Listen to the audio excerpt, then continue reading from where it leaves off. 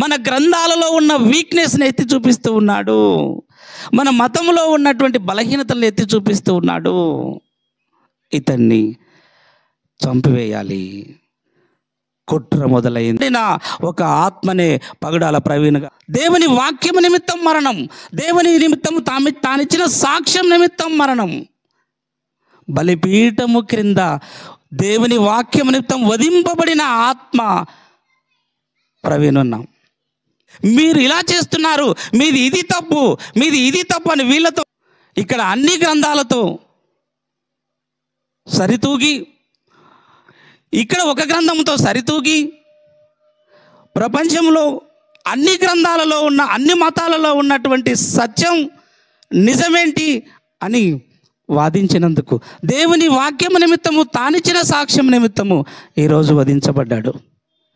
ఒక ప్రవీణ పగడాలను చంపివేస్తే దేవుని రాజ్యం ఆగిపోదు. ఒక ప్రవీణన్న చచ్చిపోతే 100 మంది ప్రవీణలను పుట్టుకొస్తారు. దేవునికి మహిమ కలుగును గాక. ప్రవీణన్న దేహాన్ని చంపేశారు కానీ ఆత్మను చంపలేకపోయారు. ఒక కొవ్వొత్తి ఆరిపోతుంది కానీ 1000 కొవ్వొత్తులను వెలిగించి ఆరిపోయింది. ఈరోజు బాప్తిస్మిచ్చి యోహాను ఒక ఒత్తి 1000 దీపాలను వెలిగించిపోయింది. ప్రభువైన యేసుక్రీస్తు వారు ప్రపంచాన్నే వెలిగించిన దీపం ఆరిపోయింది. మరలా బ్రతికించబడ్డాడు. భయపడుతూ బ్రతకలేదు బాప్తిస్మిచ్చి యోహాను, భయపడుతూ బ్రతకలేదు స్టెఫను, భయపడుతూ బ్రతకలేదు ఈరోజు ప్రవీణన్న.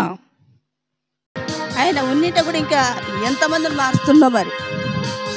ఆయన మరి మార్చతోని ఇలా చేసిరు కాబట్టి ఆయన కుటుంబానికి ఓదార్పు, శాంతి, సమాధానం ఆయన కుండునుగా. కానీ ఈ వాక్యంని, ఈ సాక్ష్యం దేవుడు జీవించునుగా. థ్యాంక్ యూ అమ్మ. మరి ఇంకెవరైనా ఉంటే మీరు ప్రవీణ్ పగడాల గురించి మరి మాట్లాడాల్సిందిగా తెలియజేస్తుంది.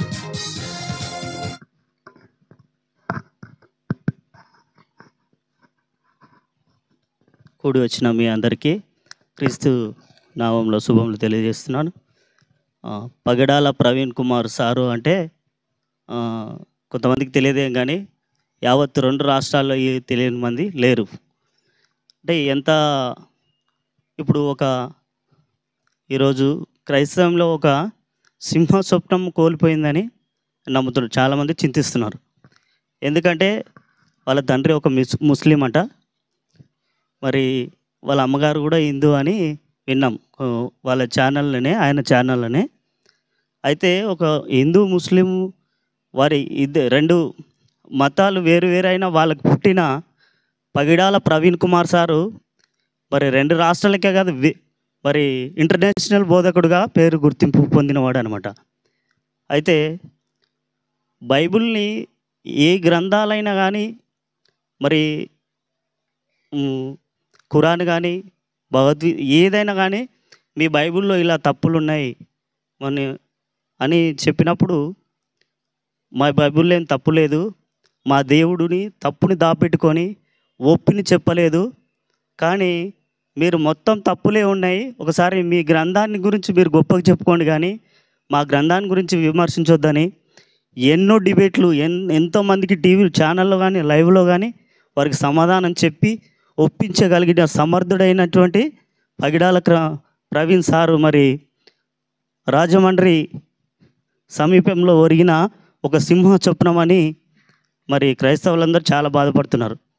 అయితే ఇది హత్యనే అని క్రైస్తవ పెద్దలు మరి ఎందరో మన వాళ్ళు కూడా లాయర్లు, జడ్జిలు ఉన్నారు. ఇది హత్యగా మరి హత్య చేయబడినారంటే మరి అక్కడున్న గవర్నమెంట్ కానీ మరి హత్య కాదు, అది యాక్సిడెంట్ అని చిత్రీకరించే ప్రయత్నమే చేస్తుంది తప్ప ఇప్పటి వరకు మరి ఇంకా ఏం జరుగుతుందో వేచి చూడాల్సి ఉంది. ప్రవీణ్ పగిడాల సార్ చనిపోయిన తర్వాత కూడా మనమైతే మరి అంత గొప్ప బోధకుడు చనిపోయినారని మనకి వాళ్ళు ఎవరో కానీ వాళ్ళని శిక్షించాలని మనం కోరుకుంటున్న దాంట్లో తప్పు లేదు. కానీ వాళ్ళ కుమార్తెలు కానీ వాళ్ళ భార్య కానీ వాళ్ళ అన్నమాట మాట్లాడి ఈరోజు మన ఎంబీ హెర్మోన్ సంఘం గ్రూప్లో నేను అదే చాలా మెసేజ్లు ఈరోజు ఫార్వర్డ్ చేశాను, చూస్తారన్నట్టు తెలిసిన వారు. పగిడాల ప్రవీణ్ కుమార్ సార్ కోరుకున్నది, ఆయన దేవుడు కోరుకునేది క్షమాగుణమే కోరుకున్నాడు. ఆయన బోధించి ప్రేమతత్వాన్ని, మరి ఆయన ఆ బైబిల్ నుంచి ప్రేమతత్వాన్ని నేర్చుకున్నాడు. క్షమించే గుణం కలిగిన వాడు కనుక మాకి ఎలాంటి కక్ష తీర్చుకోవాలని లేదు. పిల్లలు కానీ, 2 ఆడపిల్లలు, వాళ్ళ తల్లి కానీ, మాకు ఎలాంటి ఎవరి మీద కక్ష తీర్చుకోవాలని మాకు లేదు. కానీ మా క్రీస్తు ప్రేమపూర్వకంగా బోధించాడు. మేము ప్రేమపూర్వకంగానే మరి దేవుడు దాన్ని చూసుకుంటాడని చెప్పి, మరి వాళ్ళు అంటే చనిపోయినందుకు మాకు బాధ ఉండొచ్చు, కానీ యావత్తు తెలంగాణ ఆంధ్రప్రదేశ్ రాష్ట్రంలో ఇంతమంది, ఈయన చనిపోయిన దానికి ఇంతమంది కుటుంబము మాకున్నారని మాకు ధైర్యంగా ఉందని వాళ్ళ భార్య వాళ్ళ పిల్లలు చెప్తుంటే మాకే కన్నీళ్ళు లాగుతలేవు. కాబట్టి ఎందుకైనా వాళ్ళు ఎంత మాట్లాడినా వాళ్ళ కుటుంబానికి తీరని లోటు కనుక వాళ్ళ కుటుంబం కొరకు మరి మనం ప్రార్థించాలని తెలియజేస్తూ ఈ కొద్ది మాటల్ని ముగిస్తున్నాను. Okay, thank you. ఇంకెవరైనా ఉంటే ముందుకొచ్చి మరి 2 నిమిషాలు మాట్లాడవలసిందిగా తెలియజేస్తున్నాం.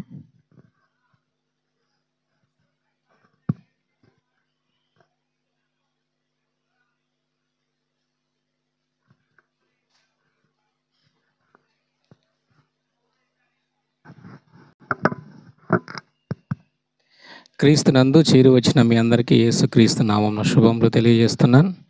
ఇంతవరకు అన్నగారి గురించి చాలా చక్కని విషయాలు అందరూ పంచుకున్నారు.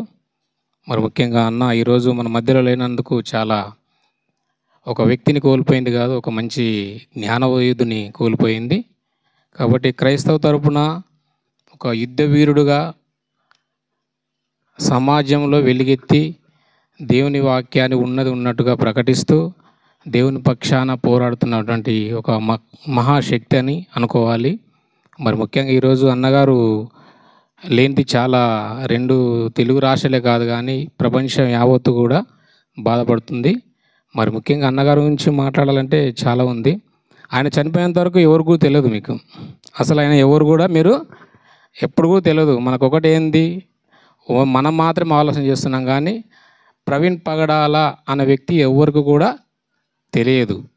ఎందుకంటే ఆయన చాలా డిబేట్లు చేశాడు. ఇంతకుముందు తమ్ముడు మాట్లాడినట్టు ఆయన పోకస్సల్లో ఏంది దాదాపు అంటే 6 భాషలు అనర్గళంగా మాట్లాడేవాడు. ఆయన గ్రీకు భాష కూడా మాట్లాడుతున్నాడు. ఆయన అంటే ఎక్కడ బైబిల్లో తెలుగు ఉంటే దాన్ని ఇంగ్లీష్లో ఈ గ్రీక్లో కూడా తర్జుమా చేసి ఇది కరెక్టా కాదా, ఒక ఐదవ గ్రంథాలను ఒకసారి మనం ఆలోచన చేసినా దాంట్లో ఎంతవరకు వాస్తవం ఉంది, ఎంతవరకు నిజాలు ఉందని ఏలెత్తి ప్రతి గ్రంథాన్ని కూడా వివరించి మాట్లాడే వ్యక్తి ఆయన. ఇప్పుడు ఎందుకంటే ఒకరి గురించి మనం నెగిటివ్గా మాట్లాడినప్పుడు అవతల వ్యక్తికి ఏ విధంగా కాలుతుంది. కాబట్టి ఈరోజు మన ఇంట్లో ఒక వ్యక్తిని మాట్లాడినప్పుడు మనకి ఎంత కాలుతుందో, బైబిల్ని ఒక వ్యక్తి ఇది బూతు పుస్తకము అంటే మనము నమ్మే గ్రంథాన్ని ఒక వ్యక్తి వచ్చి ఇది బూతు పుస్తకము లేకపోతే ఇది పనికిరాదు అన్నప్పుడు మనకు కూడా కోపం వస్తుంది. ఎందుకంటే మనము మన కోసం ప్రాణం పెట్టినటువంటి దైవ గ్రంథమైన పరిశుద్ధ గ్రంథమైన బైబిల్ని అవతల వ్యక్తులు ఎవరైనా దూషించి ఈ విధంగా మాట్లాడారంటే యువతల పాండిత్యులు ఉంటారు, జ్ఞానయోధులు ఉంటారు. కాబట్టి దీన్ని పరిశీలన చేసి జవాబిస్తారు. కాబట్టి అలాంటి దానిలో ఉన్నటువంటి వ్యక్తి ప్రవీణ్ పగడాల అన్నగారు చాలా చక్కగా బైబిల్ గురించి వివరించి బోధించేటువంటి వ్యక్తి. మరి ముఖ్యంగా అన్నగారి గురించి చెప్పాలంటే ఒక జ్ఞానయోధుడు అనుకోవాలి. వాస్తవం కంటే ఒక మంచి పటిష్టమైనటువంటి బైబిల్లో పటిష్టం కలిగినటువంటి వ్యక్తి అన్న ఈరోజు మన మధ్యలో లేకపోవడం చాలా అందరికీ కూడా బాధాకరమైనటువంటి విషయం. ఇదే సందర్భంగా ఆల్ డినామినేషన్, ఏ సంఘము అది అనేది అనకుండా ఒక డినామినేషన్ వాళ్ళందరూ ఈరోజు సపోర్ట్ చేస్తున్నారంటే ఒక ఐక్యత కలిగి ఉండాలి. ఎందుకంటే చాలామంది తెలుసు బీజేపీ కానీ ఆర్ఎస్ఎస్ కానీ క్రైస్తవులు అంటే ఇప్పటివరకు పడదు, మనకు తెలియదు, కానీ చాప కింద నీరులాగా వస్తుంది. ఈరోజు తెలుగు రాష్ట్రాలకు వచ్చింది, మణిపూర్ చూస్తున్నాం, కానీ క్రైస్తవులమంతా ఏకం కావడం లేదు. కాబట్టి మన దేవుని వాళ్ళు అంటున్నారులే ఎందుకులే అనేటట్టు ఉండకూడదు అనమాట. కాబట్టి బైబిల్ గురించి ఎవరైనా ఏదైనా మాట్లాడినా కూడా స్పందించినందుకు ఇది జరిగింది. ఇది ఇప్పుడేం కొత్త కాదు క్రైస్తవులకి. మొదటి శతాబ్దం నుండి క్రైస్తవుల మీద చంపుతున్నారు, దాడులు చేస్తున్నారు. అమాయకులైనటువంటి స్త్రీలను మాన ప్రాణాలు తీసి నడి రోడ్డుపై విడిస్తున్నారు. కానీ ఇప్పుడు తెలుగు రాష్ట్రాల్లో ఉన్నటువంటి ప్రభుత్వాలు ఏమైనా పట్టించుకున్నాయా? పట్టించుకున్నావు. ఈ సాక్ష్యాలు కూడా తారుమారు చేస్తున్నాయి. ఎందుకంటే క్రైస్తవం అంటే గిట్టదు వాళ్ళు. కాబట్టి ఈ తెలుగు రాష్ట్రాలే కాదు, యావత్ ప్రపంచం అంతా కూడా మనమందరం క్రైస్తవులు ఉన్నాం కాబట్టి వాళ్ళు ఉన్నారు, అది వాళ్ళకి తెలుస్తలేదు. కానీ మీ బైబిల్లో ఇది తప్పు ఉంది, ఇది తప్పు ఉంది, ఇది తప్పు ఉంది అన్నప్పుడు ఖచ్చితంగా ఆయన కూడా మాట్లాడిండు, చాలా రకాలుగా మాట్లాడిండు, కానీ ఎవరికి ఒంటి పడట్లేదు అనమాట. కాబట్టి దయచేసి ఇప్పటికైనా ప్రతి ఒక్కరూ క్రైస్తవులుగా ఉన్నటువంటి వారు ప్రపంచానికి సమాధానం చెప్పేవారు ఎవరంటే క్రైస్తవులు మాత్రమే. క్రైస్తవులు లేనిది ప్రపంచం రాలేదు, అది వాళ్ళకి తెలుస్తలేదు. కాబట్టి మనము ఏదైనా మాట మాట్లాడేటప్పుడు ఆలోచించి ఆచరించి ఆచితూచి మాట్లాడాలి ఏదైనా మాట్లాడినప్పుడు. కాబట్టి దయచేసి ప్రతి ఒక్కరు కూడా మనం క్రైస్తవులుగా మనం కూడా చాలా హుషారై ఉండాలి, ఒకే దానికి పరిమితమై ఉండకూడదు. ప్రతిదీ ఆలోచన చేయాలి, సమాజంలో ఏం జరుగుతుందని కూడా ఆలోచన చేయాలి. రేపు అక్కడ జరిగింది ఇక్కడ మనకు రాదు అనుకోవడం, రేపు వచ్చినప్పుడు ఎంతమంది నిలబడతామో తెలియదు. ఇడా రేపు నేను ఈ మాట అంటేనే మీరు నిలబడాలా, లేదంటే చంపేస్తామంటే ఎంతమంది నిలబడతారు? నిలబడతారా?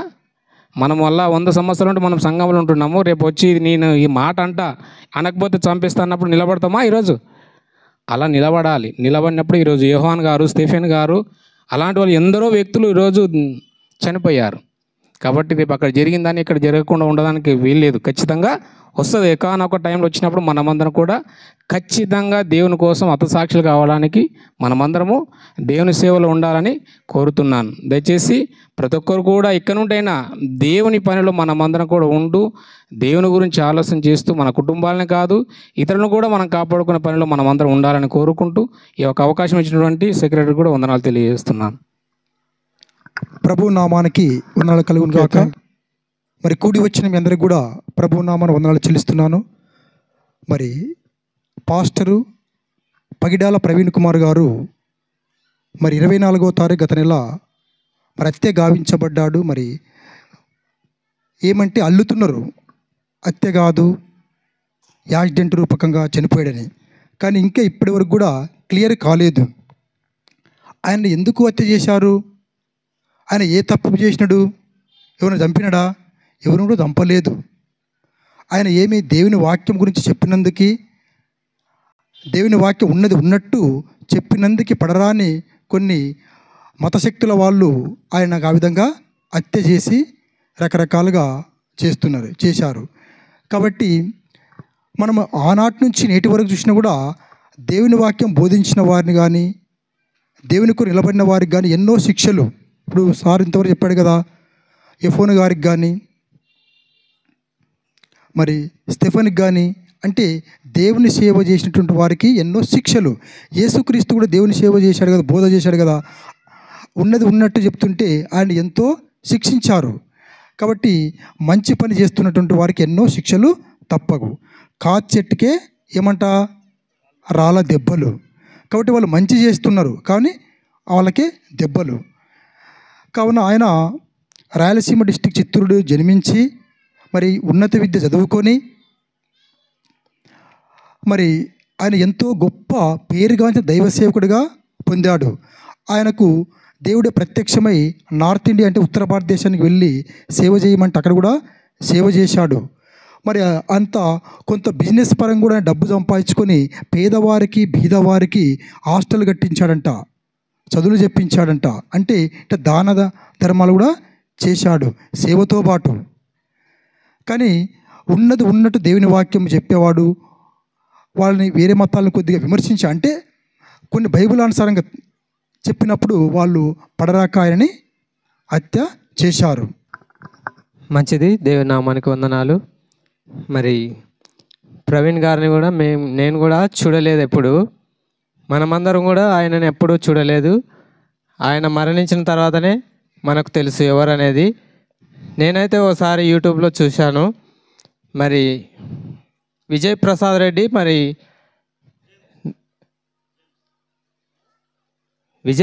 రెడ్డి మరి 4 రోజులు సెమినార్లు పెట్టాడు. అప్పుడు ఆయన మీటింగ్లో మరి ఈ యొక్క పగడాల ప్రవీణ్ గారు మరి హాజరయ్యి మరి అందులో క్వశ్చన్ ఆన్సర్స్ మరి ఎంతో చక్కగా వివరించి మరి అర్థమయ్యే రీతిగా ఎంతో మరి చక్కగా ఆయన సమాధానాలు ఇచ్చాడు. మరి అప్పుడు నేను ఆయనను చూశాను, మరి అంతవరకు చూడలేదు. మరి మరణించిన తర్వాత కూడా మరి ప్రవీణ్ అంటే ఎవరో అనుకొని తర్వాత తెలిసినప్పుడు చూస్తే మరి ఆయననే కదా, ఎంతో చక్కగా చెప్పేవాడు అని తెలుసుకొని మరి ఆయన అప్పుడు చూశాను. మరి ఆయన కుటుంబానికి శాంతి సమాధానం కలుగుని కాక మరి ఆ కుటుంబం కొరకు మనం అందరం కూడా ప్రార్థించాలని తెలియజేస్తుంటాను. Okay, thank you. మరి ప్రవీణ్ గురించి చెప్పాలంటే మరి ఆయన పేరులోనే ఉంది చాలా ప్రవీణుడు. అంటే ఎదుటి వ్యక్తి ఎంతటి వారైనా కూడా అనర్గళంగా వాదించి ఇది తప్పును తప్పే ఒప్పును ఒప్పు అని మరి అనేవాడు. మరి మన వాళ్ళు కూడా ఎవరైనా క్రైస్తవంలో ఉండి కూడా ఫలానిది తప్పు మాట్లాడితే తప్పనే చెప్పేవాడు. అంటే ఎదుటి మనవోడని చెప్పేసి ఎప్పటికీ కూడా వెనుకేసుకొని రాలేదు. అంటే అంతటి మహాజ్ఞాని మరి ప్రవీణ్ పగడాల గారు. నిజానికి మరి ప్రవీణ్ పగడాల గారు ఎందుకు హత్య చేయబడ్డారు అంటే ఇప్పుడు రోజు రోజుకి మరి హత్య అనడానికి ఎక్కువ సాక్ష్యాధారాలు బయటికి వస్తున్నాయి. కాబట్టి మరి కొన్ని కథలు అల్లారు కానీ అన్నీ కూడా విఫలమై చివరకు మరి హత్య గావించబడ్డాడు అనేటువంటి కోణంలోనే ఎక్కువ దర్యాప్తు జరుగుతూ ఉంది.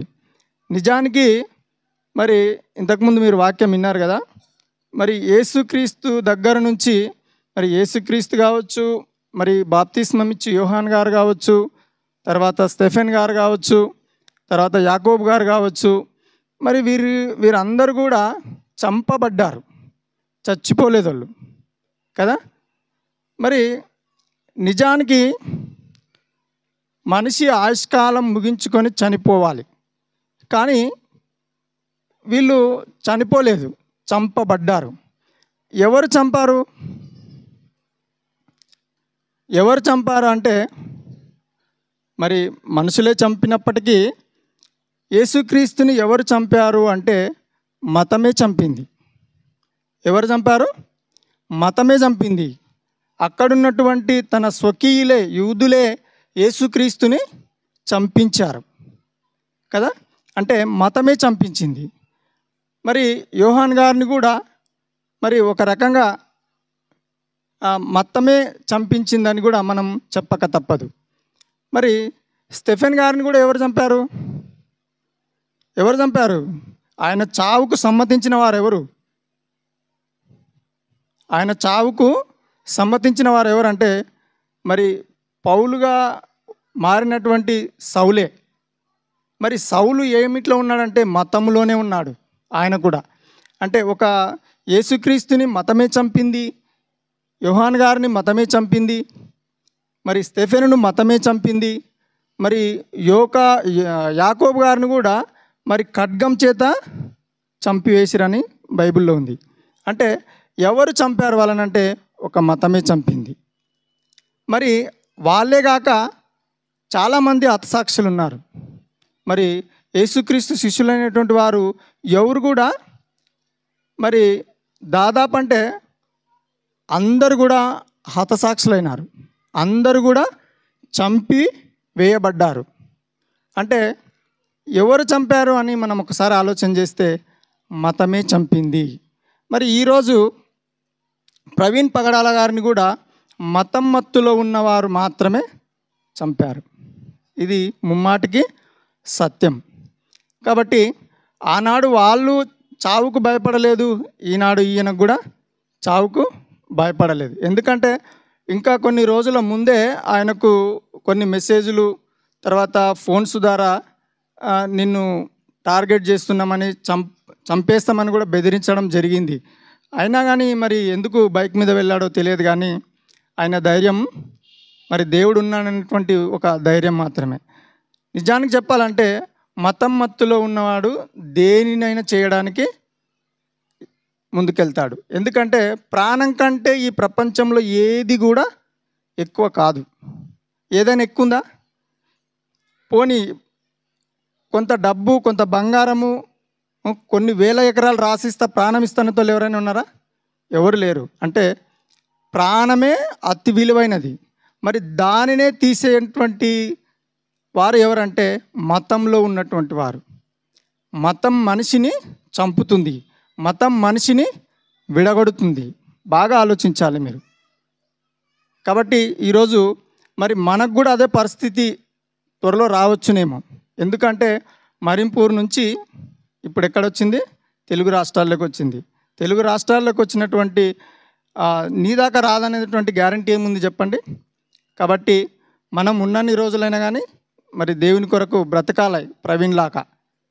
కాబట్టి ఈ విషయాలన్నీ మీరు అందరు జ్ఞాపకం ఉంచుకొని మరి వారి యొక్క కుటుంబం గురించి మరి వారి యొక్క సేవ ముందుకు సాగే విధంగా, మరి అదేవిధంగా ఇంతకుముందు మరి రాజు చెప్పాడు, మరి వాళ్ళకి 2 పిల్లలతో పాటు ఇంకొక 12 మందిని మరి దత్తత తీసుకొని మరి వాళ్ళని చదివించడమే కాకుండా మరి పెళ్ళిళ్ళు చేయడం, తర్వాత వాళ్ళని ఒక విధంగా అంటే ఒక జాబ్లో సెటిల్ చేసేంత వరకు ఆయన దత్తత తీసుకొని అలాంటి కార్యక్రమాలు చేశాడు. మరి వారి గురించి, వాళ్ళందరి కుటుంబం గురించి మనమందరం కూడా ప్రార్థన చేయాలి. కాబట్టి ఈ విషయాలన్నీ గుర్తుపెట్టుకొని మరి ఈరోజు మీరందరూ కూడా మరి యథావిధిగా మీరు అందరు ప్రార్థన చేస్తారు కదా. ఇప్పుడు మరి పురుషులు 3, స్త్రీలు 3. మరి ప్రవీణ్ గారి యొక్క కుటుంబం గురించి మరి మనం ఏదైతే ప్రభుత్వానికి డిమాండ్ చేస్తున్నామో మరి సమగ్రమైనటువంటి విచారణ జరిపి, అంటే వాళ్ళని ఏదో శిక్షించాలనేటువంటి ఉద్దేశం క్రైస్తవులకు లేదు, కానీ నిజమేంటో తెలియాలి ప్రపంచానికి. కాబట్టి అది వచ్చేలాగా మనమందరం కూడా ప్రార్థన చేయాలి. కాబట్టి మరి యథావిధిగా మీరు స్త్రీలలో 3 మరి పురుషులలో 3 చేసిన తర్వాత శ్రద్ధాంజలి మరి క్యాండిల్ వెలిగించిన తర్వాత చివరి ప్రార్థనతో మనం ముగించుకుందాం. అది నీ సేవ నిమిత్తమే అని వింటున్నాం తండ్రి. దేవా, అట్టి కృపను కలిగి మేము కూడా ధైర్యంగా ఉండేటట్టు మీ కృప చూపము, సహాయం చేయము నైనా. నామకార్థము నటనగా మాలో ఉంది ప్రభువా, ఆ జీవితమును తొలగించుకొని తండ్రి నీకు నైనా సాక్షులుగా జీవితం జీవించి మీ కృప మాకందరికీ దయచేయం, సహాయం చేయమునైనా. నీ ధైర్యంతో మేము ఈ లోకంలో జీవితం జీవించే కృప దయచేయం, సహాయం చేయమునైనా. అనిల ముందు తండ్రి మమ్మ నోరు పాడేసుకున్నాక తండ్రి నీవు నిజమైన దేవుడవని తండ్రి మరి నిరూపించుకుని మీ కృప మాకు అందరికీ ధైర్యమును మీరు దయచేస్తారని మా ప్రభు మా రక్షక నీకే వందనములు, నీకు స్తుతినైనా. ఆ కుటుంబానికి నైనా ఆయనకిచ్చిన 2 బిడ్డలను బట్టి, ఆయన కుటుంబాన్ని బట్టి, ఆయన భార్యను బట్టి నైనా వారి కుటుంబానికి మీరు ఓదార్పు దయచేయము, మీరు అండగా ఉండమని మా ప్రభు మా రక్షకుడు అయినా త్వరగా నన్ను చేస్తున్నామని ప్రార్థించి అడుగుచున్నాం పరమ తండ్రి. ఆమేన్. క్లుప్తంగా చేయండి అమ్మా.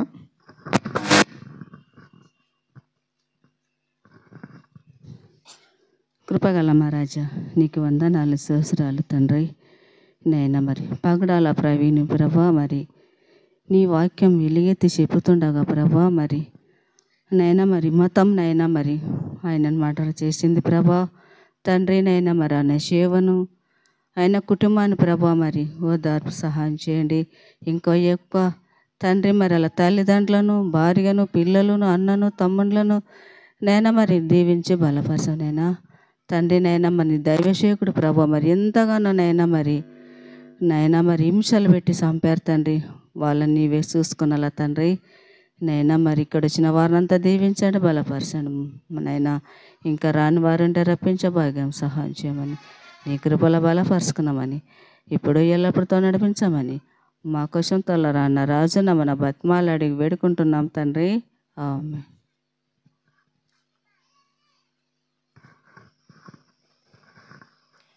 పరిశుద్ధుడా మహాగణుడవైన దేవా నీకు వందనములు, స్తోత్రములయ్యా.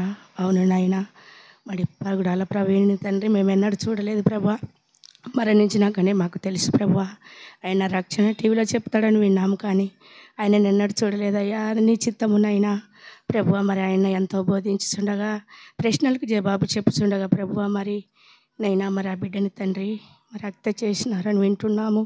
నైనా మరి ఆ కుటుంబం ఓదార్పు దయచేయము నైనా. మరి మేము కూడా తండ్రి నైనా నీ సేవకులుగా, నీ బిడ్డలుగా మేము కూడా బ్రతికే భాగ్యమును దయచేయమని నైనా మరి కొద్ది ప్రార్థనలు ఆలకించి దీవించమని త్వరగా రానయ్యున్న యేసు నామములో అడిగి వేడుకుంటున్నాం తండ్రి.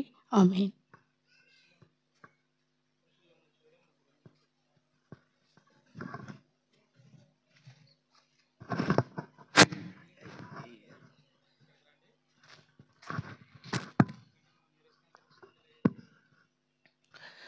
ప్రేమ కృపల మా తండ్రి, నీ పాదాలకు వందనాలు చెల్లిస్తున్నాం ప్రభా. నాయన, ఈ యొక్క దినమంతా నీ కృపలో భద్రపరిచినావు నాయన.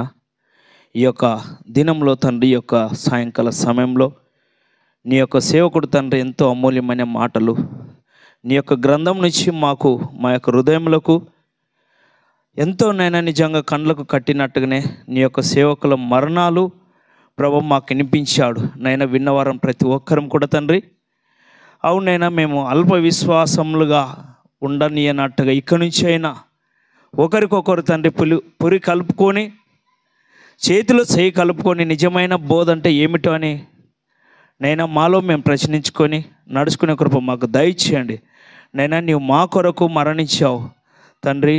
నీ యొక్క సేవకుడు కూడా తండ్రి నీ యొక్క బోధ కొరకు తండ్రి నిజంగా ఎంతో ఆరాటపడి నైనా నీ యొక్క కుమారులు చెప్పుతుండగా ఈ యొక్క మాటలు నిజంగా ఎంతో అమూల్యమైన మాటలు చెప్పాడని విన్నాం, కానీ మనం చూడలేదు నైనా.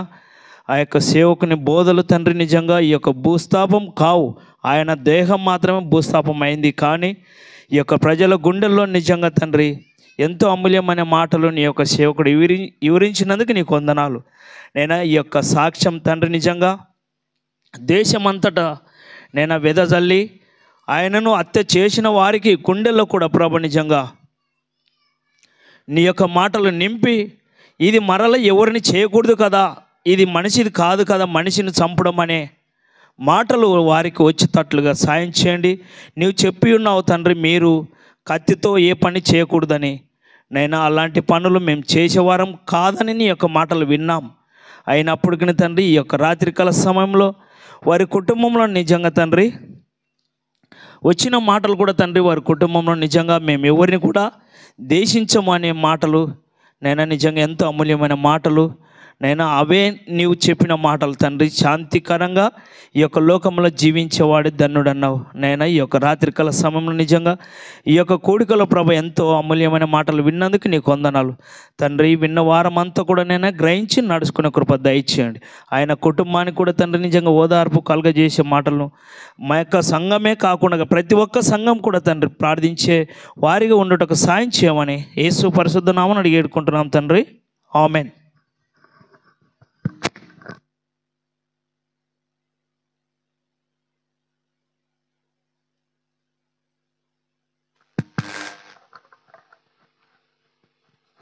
కళ్ళు ముచ్చుకొని ప్రార్థన.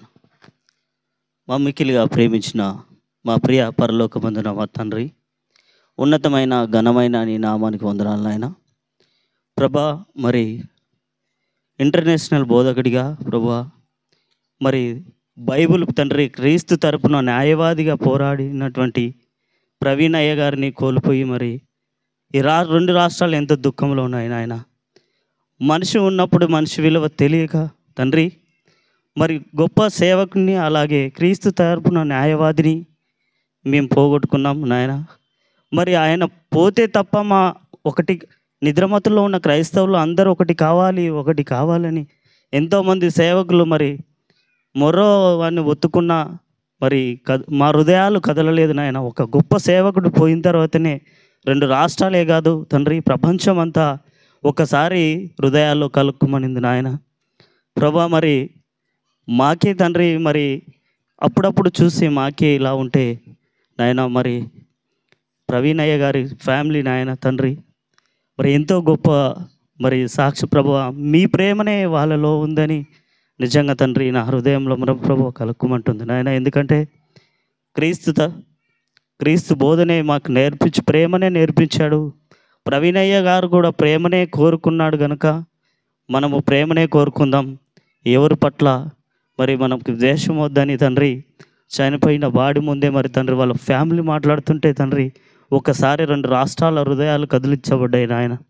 ప్రభా, మీరే తండ్రి ఆ లోటును తీర్చేవారు, మేము ఎవరు తీర్చలేము నాయన. అలాగే తండ్రి, మరి హత్య చేసిన వారు తండ్రి మరి వారికి ఏదో శిక్ష పడాలని కాదు, కానీ మరి హత్య చేయబడ్డాడనే సంగతి ప్రపంచానికి నిజం నిబ్బరంగా తెలియాలనే ఉద్దేశంతోనే ప్రభువా మరి చట్టసభల్లో తండ్రి న్యాయవాదివి నువ్వు ప్రభువా.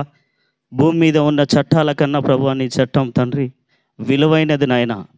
ప్రభువా, నీ చట్టమే ప్రభువా నిజం నిబ్బరంగా బయటపడుతుందని ఒకరోజు మరి మా క్రైస్తవ ప్రభావం నిద్రమత్తుల్లో మేల్కొని ఇకనైనా మరి ఏక మనసుతో మరి ఏది ఇటువంటి మరి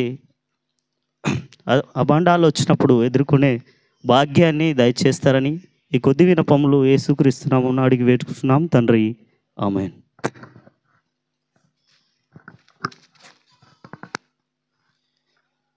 పరిశుద్ధుడ మహోన్నతుడ జీవాధిపతి అయిన దేవ, జీవం కలిగిన తండ్రి, నీ ఘనమైన పాదాలకై వందనములు, స్తోత్రాలనైనా. అవును ప్రభు, ఉదయకాల సమయం మరి రాత్రి కాలసం వరకు కాచి కాపాడిన దేవ, నీకు వందనములు, స్తోత్రాలనైనా. అవును తండ్రి, నాయన పగడాల ప్రవీణ్ సార్ని తండ్రి, మరి నాయన మీరు మరి ప్రభువ అకాల మరణము పొందినాడు తండ్రి. అవును నాయన, మరి హత్య చేయబడ్డాడు నాయన. మరి తండ్రి, మరి ఆయన మరణాన్ని తండ్రి మేము జ్ఞాపకం చేసుకుంటూ తండ్రి నాయన విడువైన కుటుంబానికి ఆదరణ, ఓదార్పు దయచేయండి నాయన. అవును తండ్రి, మరి నిజము ఏదో మరి తేలేటట్టుగా నీరు సహాయం చేయమని ప్రార్థిస్తుంటున్నాము దేవా. అవును తండ్రి, మా పట్ల తండ్రి మీరు చేసినటువంటి నాయన ఈ యొక్క గొప్ప కార్యాన్ని కూడా నీకే వందనములు, స్తోత్రాలు, స్తుతులు చెల్లించుకుంటుండగా నాయన. మరి తండ్రి, మరి నాయన మరి ఎంతోమంది నాయన నిరసన తెలిపారయ్యా. మరి తండ్రి, మరి ఆ యొక్క నిజం అనేది తేలేటట్టుగా తండ్రి మీరే సహాయం చేసి నడిపిస్తారని ప్రార్థిస్తూ నాయన, మరి తండ్రి ఆ కుటుంబానికి నాయన మరి వారి యొక్క సేవను తండ్రి మీరు అభివృద్ధిపరిచి ముందుకు నడిపిస్తారని ప్రార్థిస్తూ మా ప్రభు అయిన యేసుక్రీస్తు నామం పేరిట అడిగి వేడుకుంటున్నాం తండ్రి. ఆమేన్.